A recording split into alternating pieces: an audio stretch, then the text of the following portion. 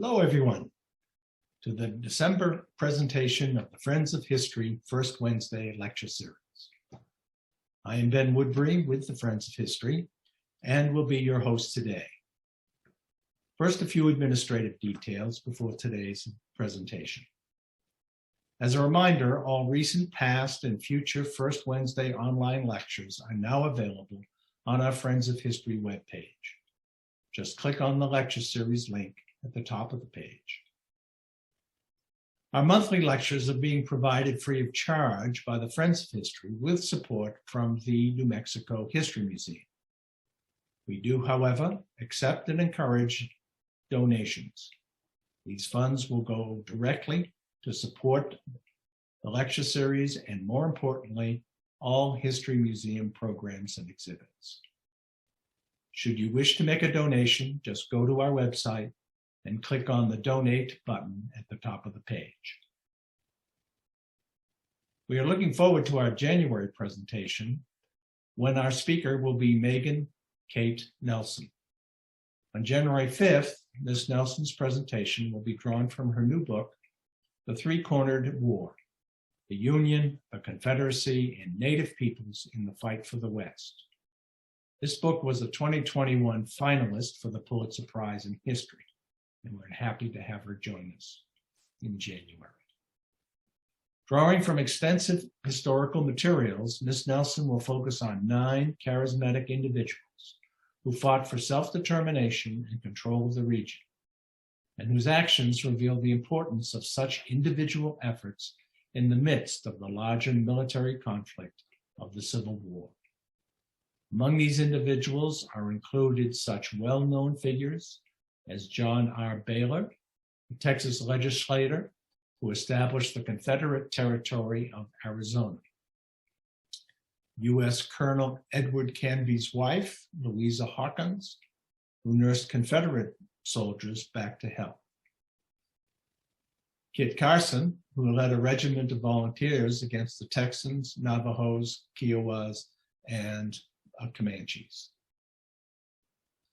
Juanita, a Navy weaver who resisted Union campaigns against her people, and Mangus Colorados, a revered Chiricahua Apache chief who worked to expand Apache territory in Arizona during this period.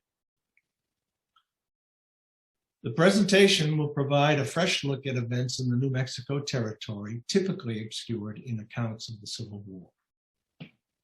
If you wish to learn more about this lecture and all upcoming lectures, just join our mailing list via our webpage or email us at the address cited in the chat below.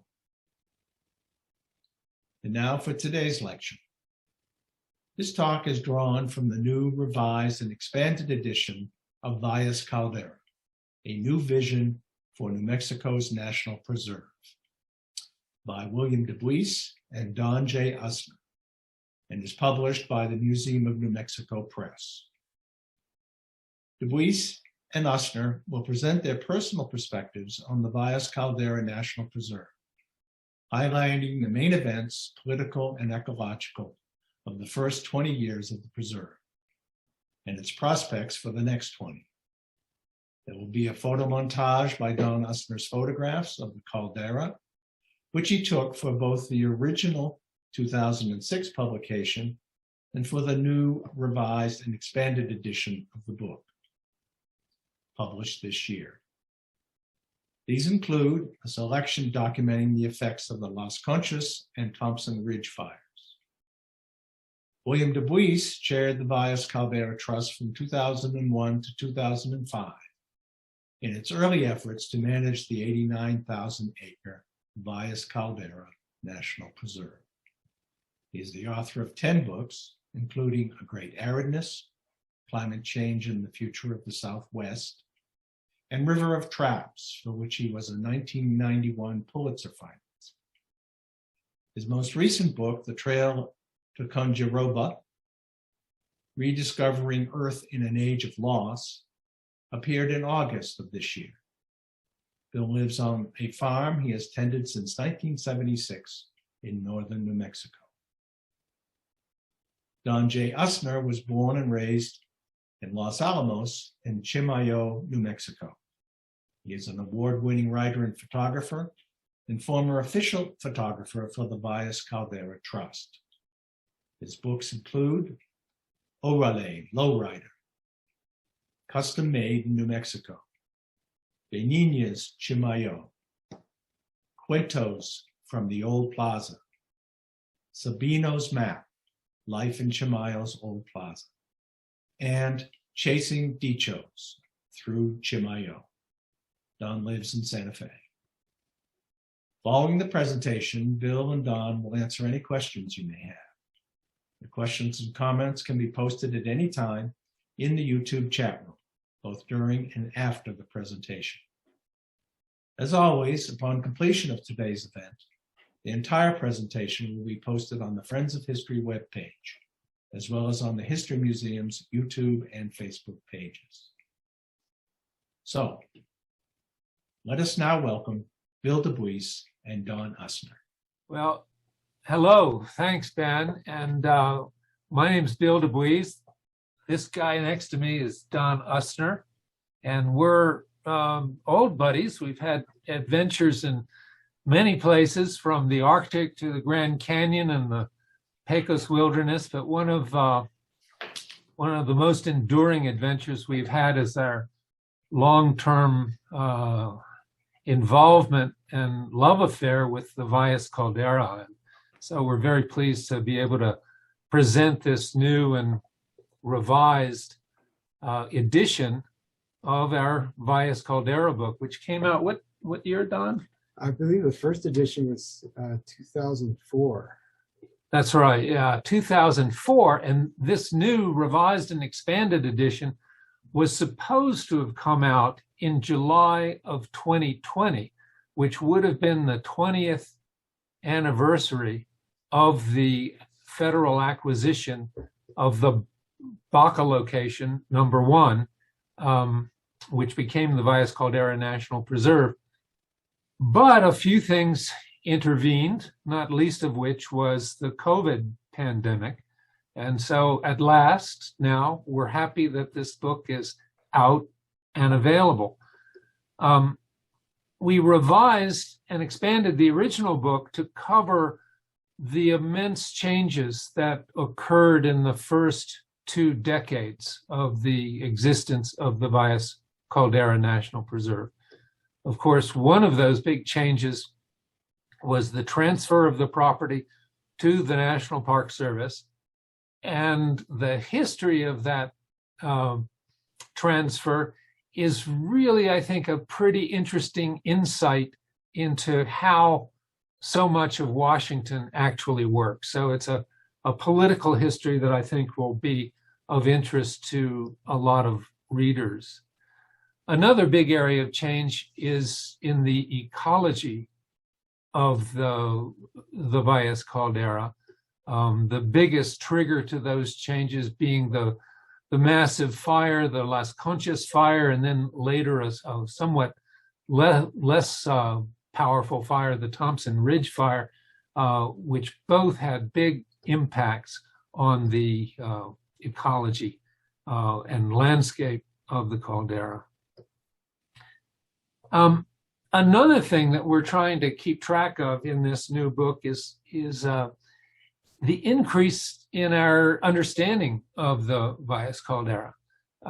From way back in the early days of the Valles Caldera Trust, a pretty robust science program was developed.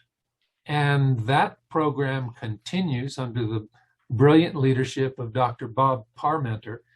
And it's produced a lot of learning about the Valles Caldera. So some of what we've gained in understanding only the tip of that iceberg is presented in the new book as well.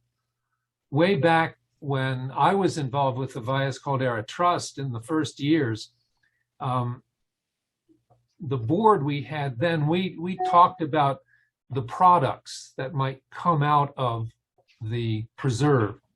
And I think we agreed in the end that probably the most important product was going to be learning.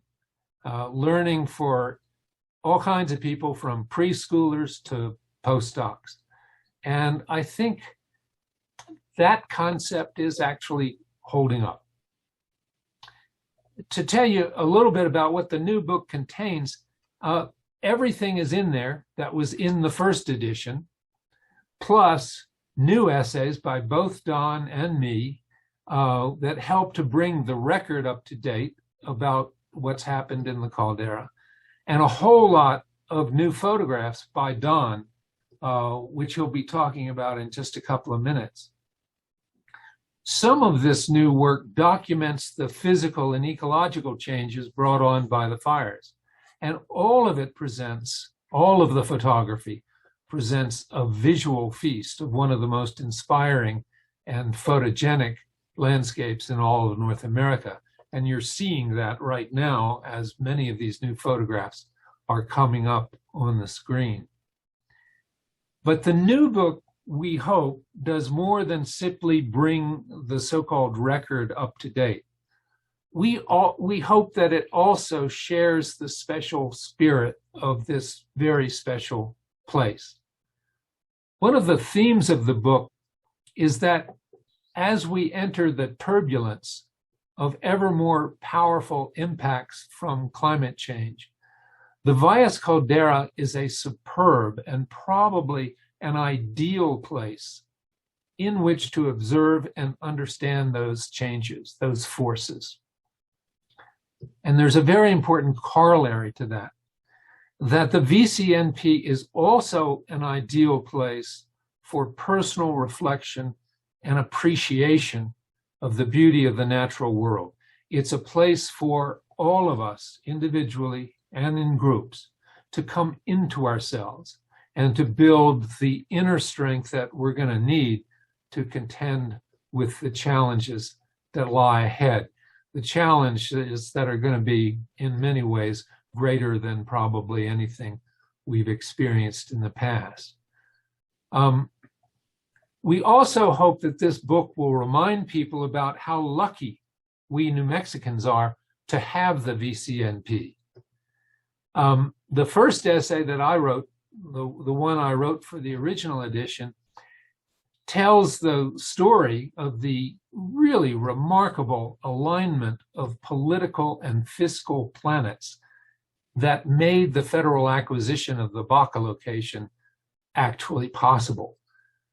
In that year of acquisition, the year 2000, the federal budget actually ran a surplus. It was the first surplus in many years and the last one until the present. People forget that. The country in that moment felt wealthy and capable of buying itself some really fantastically new big presents. The Valles Caldera was one of those. Part of the alignment of planets also was that we had a terrific senatorial team, irrespective of how you feel one way or another about their politics. But Pete Domenici was one of the most powerful Republicans in the Senate, and the Republicans then had a majority, and he could get things done. And Senator Jeff Bingaman had a vision for the Valles Caldera that had its roots many, many years earlier, and he pushed from the Democratic side. We also had the full commitment of the White House. Bill Clinton believed fervently in and personally in the program of getting the Valles Caldera acquired, and he gave an impetus to all the necessary work going on in the executive branch to get this thing done, to get through all the complexities, the red tape, all the rest. And a lot of the responsibility for advancing that work fell on an absolutely superb land acquisition team at the U.S. Forest Service, who brought the project home. So it was an extraordinary collection or lining up of really hard to obtain factors that allowed the Valles Caldera to become part of our federal estate, part of our true nationally protected heritage. The last thing I want to say is that with that incredible good fortune comes a kind of responsibility. We can't afford ever to stop building constituency for the Valles Caldera National Preserve. The only thing that will truly guarantee its protection for the many decades ahead is the commitment of the people who love it to be sure that it is managed properly. And we hope that this book will contribute to the building of that constituency. In addition to everything else it does, maybe that's the most important thing. So that's what I have to say, and I'll turn it over to you, Don. What do you think? Wow. Well, I second that. That's all. No, very, very well said. I think that you captured exactly what the book strives to accomplish, and my particular participation is primarily through photography with some writing, and my relationship to the land there is mediated through photography. I find it as a great way to explore and understand my own relationship to the place, and in a bigger sense to ponder the whole idea of the human relationship to this place, which has had a profound impact on people for many generations. Well before Europeans set foot here, it was a revered place that held a very important spot in the cosmology of Native people around here and in the practical kind of life ways of the people here. So my personal journey through the place is sort of one of personal reflection on my relationship to this place, mediated through photography. And it's one that started way back when I was a kid. In fact, in starting this project back in 2002, I think was when I first began taking pictures. I discovered a roll of negatives from when I was 7 years old, when I was just first experimenting with my father's camera, and took some grainy black and white images of a snowy winter when this we followed the bulldozer up through the caldera and went as far as the bulldozer could go pushing snow, and we stopped at an immense wall of snow and got out and ran around on the top of the fences and across into the caldera. So that in itself is a little story, an indication of how much change has taken place over the span of my experience of the caldera. It's a winter like that hasn't happened for decades, and it's a reflection of the changing climatic regime that's affecting the place. So I started taking pictures way back then, and always had a great desire to get into the caldera. It held a great mystique for me, as it did for everybody who knew the place, everybody who touched on the edge of it, which is all you could do in those days. Driving through, I was actually, the first few times I was through, the road wasn't paved yet, and it was hardly trafficked at all. And you were fortunate if you could drive and take a little walk out into the caldera and sort of nibble around the edges. And that was the extent of the experience of the caldera that the public generally had for many decades, always longing to get in there. And so the first essay I wrote for the book is called Beyond the Fence, and it's about that great desire that I and so many people had to get beyond the fence into this magical landscape that was so compelling and so mysterious and so filled with mythology. We had all kinds of legends about what was back there, gigantic trout and immense elk and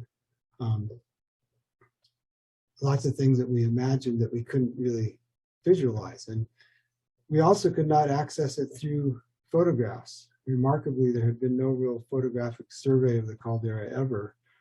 There were incidental photographs from ranchers and photographers they brought in that mostly focused on ranch activities, but there wasn't really an exploration of the place through photography. So when I had the opportunity to get in there and began taking pictures, I had a strange sense of disorientation.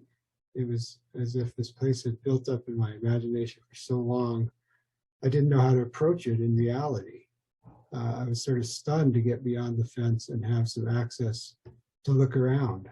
And it was kind of overwhelming to know where to begin and how to proceed with trying to produce a photographic record of the place. And it's a journey that I began then in 2002 or 3, and I'm still continuing to explore and try and learn more and understand the place better, constantly going back to that theme of reflecting on my relationship to the place and other people's relationship to this remarkable place. And I am perpetually fascinated with what I'm finding there. Aesthetically and spiritually, there's always a sense of renewal and discovery every time I enter. And so the photographs are not a methodical attempt to document specific features or change in the land, but just by default they do that because I've been visiting for so long and taking so many pictures. So in fact, it's kind of remarkable now to look through the photographs and to see how things have changed, how dramatically they've changed in these 20 years. And that's really what this second edition is about photographically, is presenting a new portfolio of photographs that are more current than were in the first edition. I think I took the last pictures there about 2004.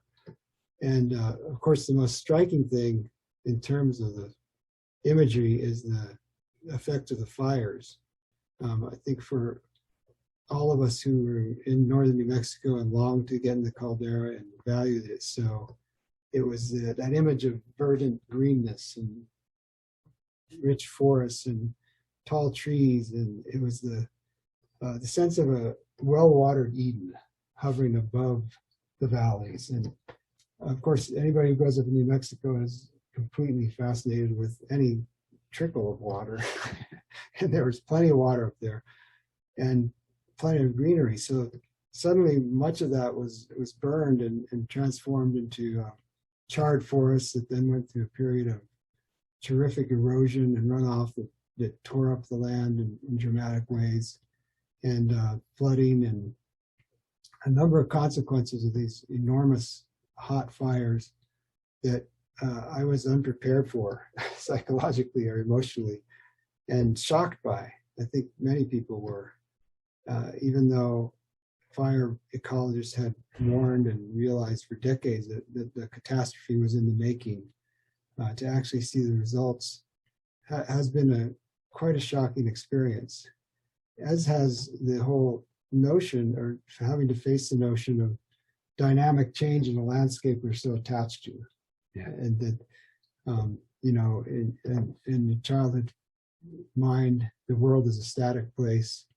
And especially these refuges like the caldera, which for me has been a deep source of refuge, a deep place of refuge for my whole life, to suddenly see it really torn apart in a dramatic, violent, and extreme way was at first very hard to take. And it's been a process of coming to terms with that change and realizing now as an adult and after seeing this that this is what is happening in the world. It always has been, but it's sort of in a phase of acceleration and quite dramatic change because of climate change and the consequences of that on the landscape. And so coming to terms with the new kind of relationship with this place has been an experience that's somewhat chronicled through the photographs. So one of the ways I did that was all the photographs for the current edition, all the new ones in the photographic portfolio section are all in black and white. And it's just kind of represent, first of all, my own habit now of doing mostly black and white photos and appreciating that aesthetic, but also sort of expressing the remarkable transition in the place over these 20 years and how that's manifested on the landscape in many, many acres of burned forest, many, many eroded valleys. And the amazing thing to me is that maybe could have been anticipated, but I've come to appreciate the land for what it is in that altered state. Just as much as I appreciated the verdant forests and the greenery, I understand that what's happening is a dynamic that's a lesson and something to learn from about change and about this landscape and change and about what it lies in the future. Let me ask you a question, Don. You talked about all the black and white work in the new edition. What do you think black and white photography communicates about the caldera that doesn't get communicated with color? Well, it's not a real black and white answer.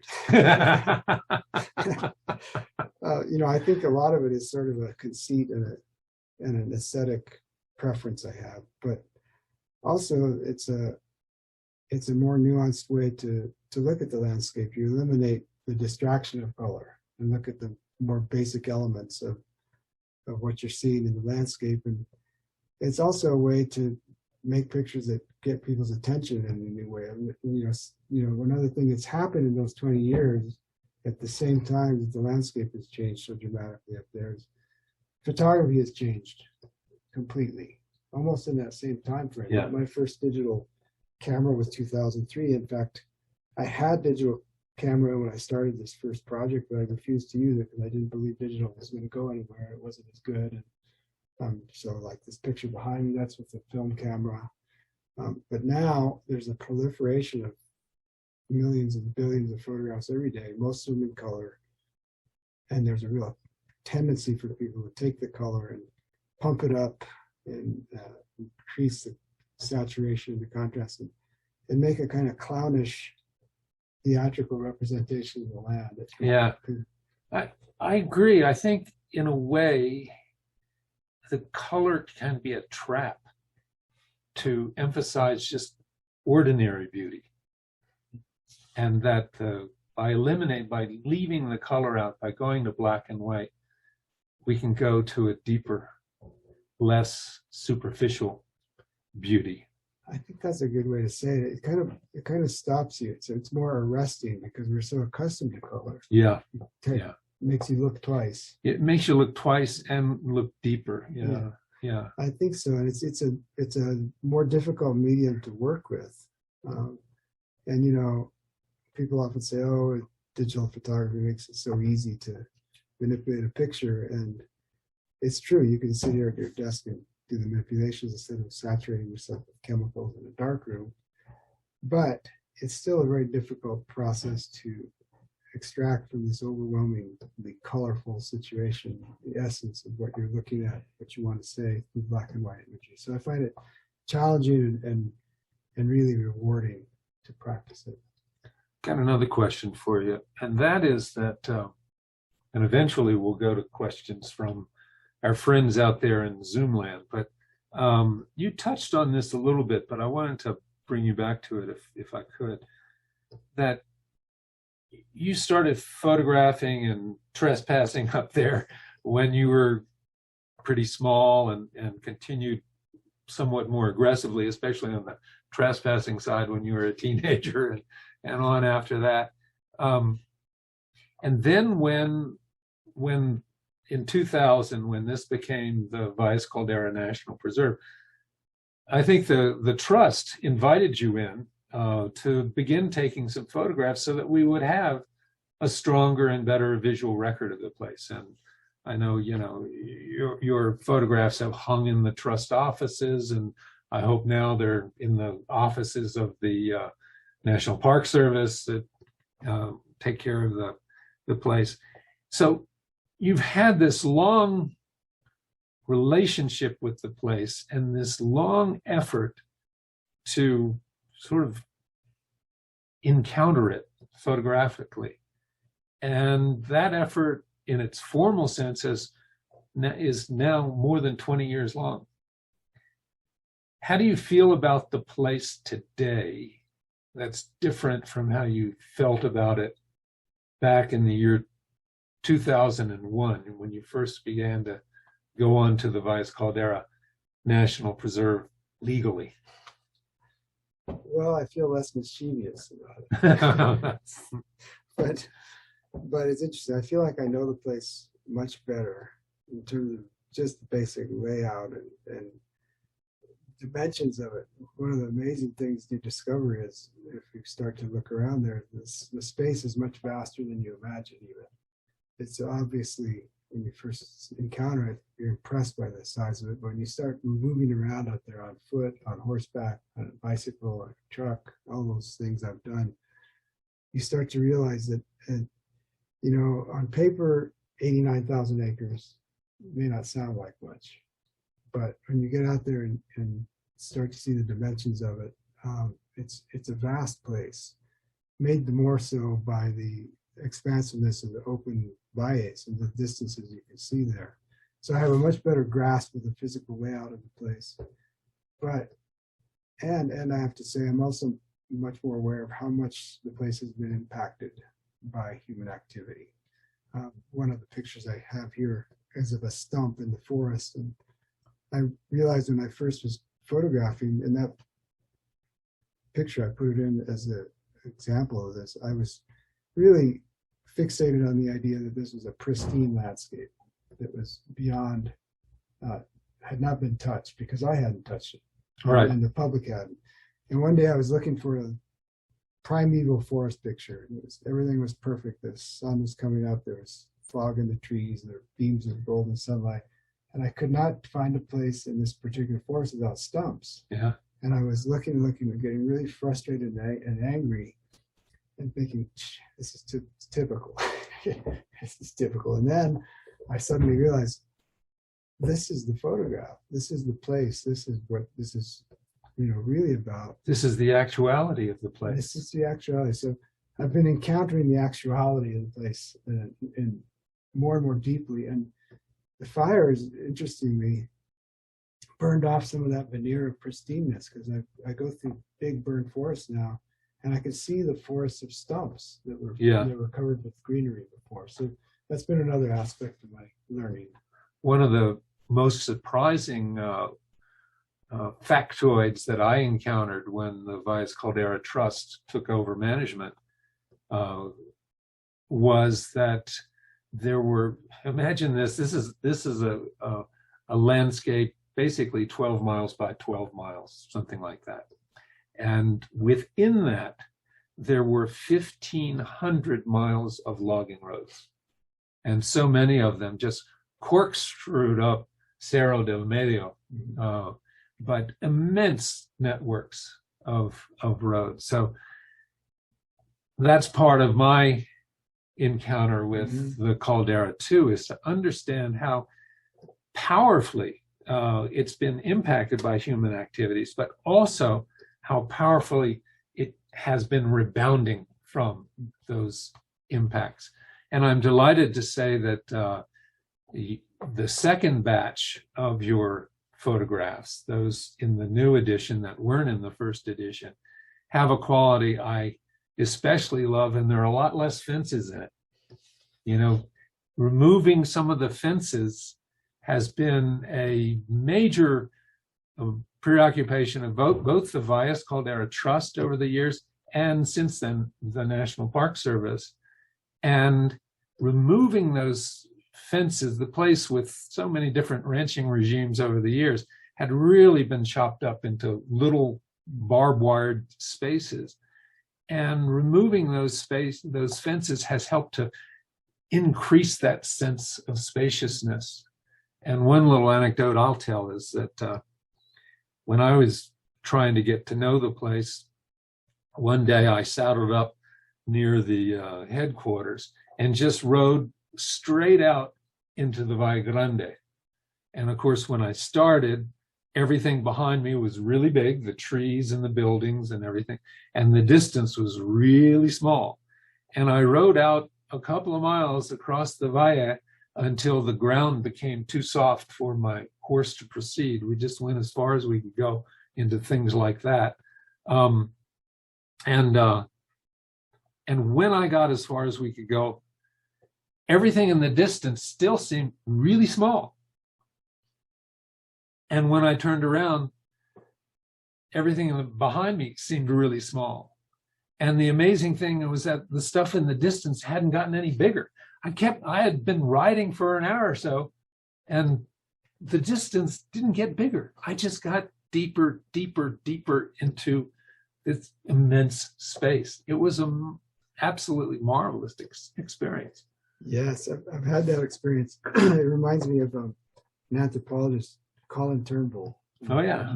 He worked with pygmies. Yeah. And he talked about bringing them to see the big, expansive plains, and they had Of the Serengeti. Of the Serengeti. Yeah, he took them to the Serengeti. And they had no way to comprehend that those weren't little tiny creatures out there. Yeah, the wildebeest looked about that high to them. Yeah. So there's a sort of cognitive dissonance that was definitely dominant in my mind for much of my early visits out there, partly because it was unknown and partly because of that sense of space. And I was lost in trying to figure out my way around it, how to photograph it. And I'm still finding my way. Yeah. But one other thing that I had as a great point of revelation that I talk about in my essay on for the second edition is coming to realize the importance and value of the science going on out there. And part of that, came through conversations with you and our visit to look at where the cores were extracted from the rhyolite rocks to confirm the theory of plate tectonics. Yeah. And I suddenly realized my relationship with the place and the relationship with Native people and the relationship with other people who've come throughout the centuries is continually changing. And a really important piece of that now is that program going out there to look at it through the lens of scientific inquiry. Yeah. And that was a big revelation for me, that's just equally as important and valid as the spiritual quest that I sort of see myself on, and that I tell the story about meeting a Native woman. I wanted to underline that story because I think that's a really remarkable thing in your new essay. It was completely unanticipated. You were out there in really severe winter conditions, and far from the road, you encountered this Native woman in pretty ordinary, just track shoes, tennis shoes, out there in deep snow, bitter conditions, on a personal pilgrimage. And that really underscores the depth of the significance of this place to so many people from tribes of many different origins over literally thousands of years. And so this has been a truly resonant place for human beings for really as long as there have been human beings in this part of the world. Anna Steffen, our archaeologist friend, has taught me a lot about the Archaic period. And the Valles Caldera is one of the finest places anywhere for understanding the Archaic period. And the obsidian there at the Valles Caldera has attracted people from hundreds of miles away for literally thousands of years. So this is as resonant a place as ecologically, historically, anthropologically as we'll ever, and spiritually as we might ever hope to encounter anywhere. Yes, and all those ways of seeing the place are still present. Yeah. And that's what amazed me, is her trekking out there with the eagle feather. As a young woman facing a personal life crisis, her instincts were to go there. Yeah. To walk to the river with an eagle feather. So that to me encapsulated everything you just said about the importance of that landscape and the power it has. It's so compelling on that level for so many people. So I think we can't top that one. So maybe this is a good time to invite questions from our Zoom friends out there. That sounds like a plan. All right. Yeah. Let's go for it.